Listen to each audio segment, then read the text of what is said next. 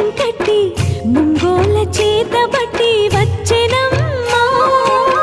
గోవిందుడే కోక చుట్టి గోపెమ్మ వేషం కట్టి ముంగోల చేతబట్టి వచ్చెనమ్మా. నవమోహన జీవన వరమిచ్చెనమ్మా.